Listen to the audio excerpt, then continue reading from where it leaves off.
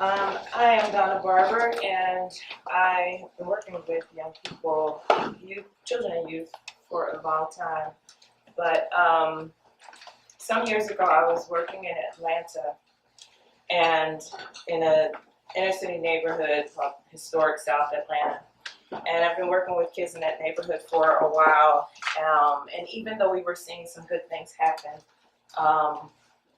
I remember one day just walking through the neighborhood and feeling like there were so many things countering us. You know, there were, of course, drug dealers in our neighborhood. There was prostitution in our neighborhood, slow responses from police, and a lot of poverty and boarded up housing and unkept streets.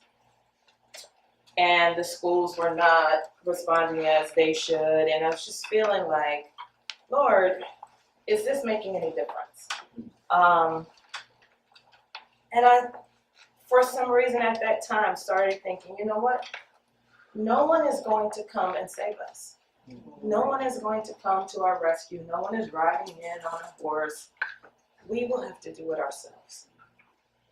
And I felt very strongly that the Lord was saying that, and the leaders who will do that are the children themselves, the children that are in this community. They know firsthand what those problems are. They know, they have lived with, they have experienced it, they have felt the pain of it. And they will be the ones that I will use to change it.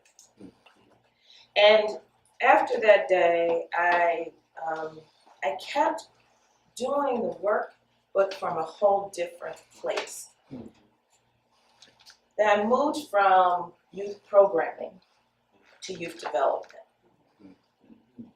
What does it mean to develop leaders?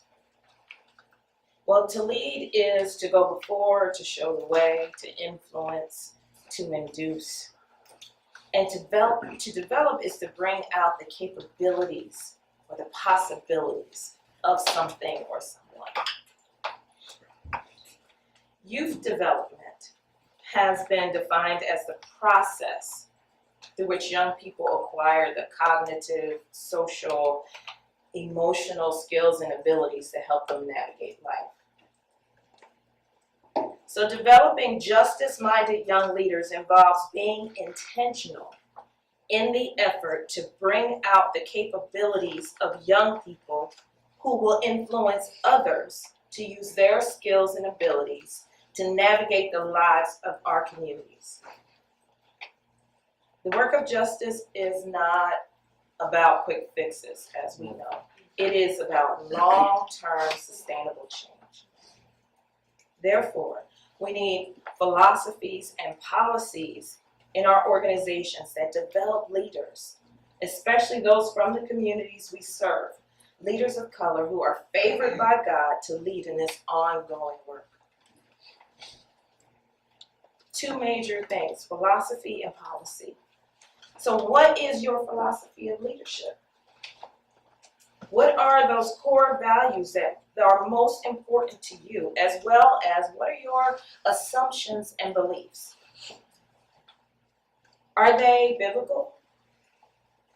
Are they biased? Are they preferential to a gender, a race, or class? Are they like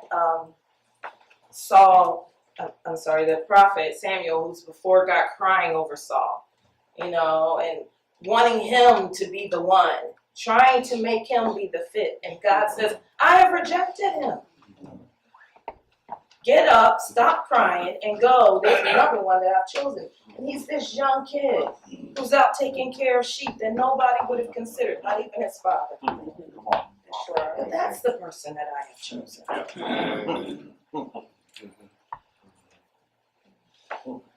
If you cannot align your leadership philosophy with the children God has sent, you will not view them as leaders. You will have difficulty in trusting them with leadership. You will not prepare them to lead. Do your policies reflect the development of leaders or just crowd management? Do they allow youth input in the scope and sequence of the programming and the work that you do? Do they allow input in decision making for the organization? Do they allow for regular evaluation of the leaders, of the policies, and the programs? Do they encourage the participants to set goals and to monitor progress and growth? Are you using outside volunteers where you could be utilizing youth, young people from your communities? What are your policies around promotion, around internships, around hiring? Are they obstacles to your youth leadership development? When you think about positions that are coming open in your organization, whether they are in the short term or the long term, are you thinking about the young people themselves possibly filling those positions? And if you say they are not qualified or they are not ready, then are you making concrete plans to get them ready for something else in the future? Do your policies say, I see you, I respect you, I'm for you, and I need you? Are you training your staff, your youth, your volunteers, how to function within a leadership culture? Culture is how people actually behave and treat each other on a consistent day in and day out basis. Do the people who work within your organizations function in that mindset? And do they interact, especially with the young people who are involved with them as leaders? Do they communicate with respect, with encouragement, with professionalism? Are there expectations of the young people? And I want to qualify, when I'm saying young people or youth, I'm saying from elementary all the way up to college. Many times we are looking just at college students. And I really believe that is starting way too late. Kids are making decisions about which paths they're going to take in middle school. Kids are feeling right now what is going on in our country very much in elementary school. Yeah. Kids are crying and can't sleep right now because of the Trump election in elementary school. That's right. God is stirring their hearts with passion for justice now. Yeah. We cannot wait until they're in college to begin thinking about how we're going to now incorporate them into the work we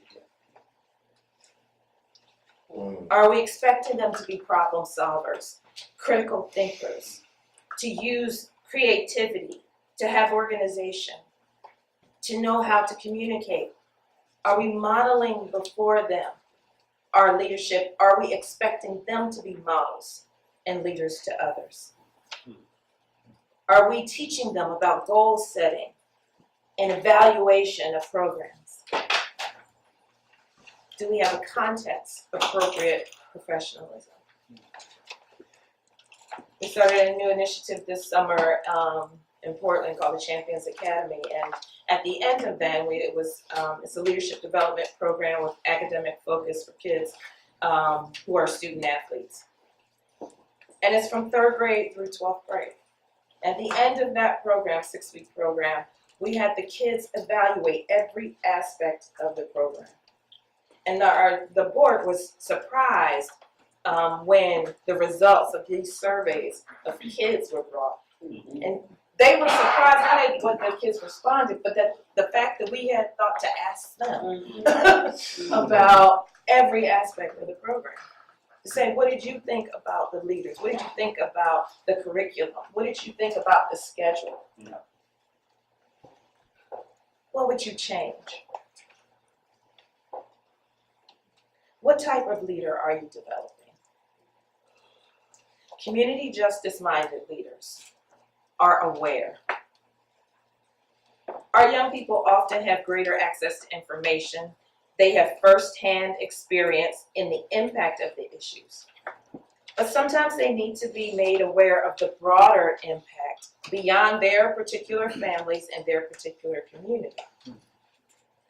Sometimes they need to be encouraged and helped to see their own power and what they can do. I frequently ask young people when we're talking about some issue that they see that's bothering them, what are you going to do about it? And initially they will always look at me like, well, what can I do? And I'm like, no, this is your neighborhood, this is your city. What are you going to do about this thing? So that something gets activated in them, that they are supposed to do something, that they have something to give, that maybe there's something that the big grown-ups haven't thought about, and that they're so bogged down with other things that they're missing, and that we need their contribution. Are they aware of their own power? Community justice-minded leaders are reflective. Yes, they may know problems, but are we challenging them to think on root causes? Or why is it that we're in this place? What are the things that led to this? What is the long-term history of this challenge we're facing today? And what is the impact? And what are the possible future outcomes if things don't change? What can we do about it? Are we teaching them to be caring? Can they see the humanity in the other? The people didn't just wake up mad, angry, racist, and selfish and fighting as adults. Something was being cultivated in them throughout their childhood and young adult life that produced what we see today.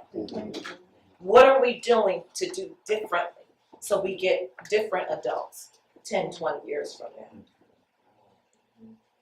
Can they identify with the pain of others?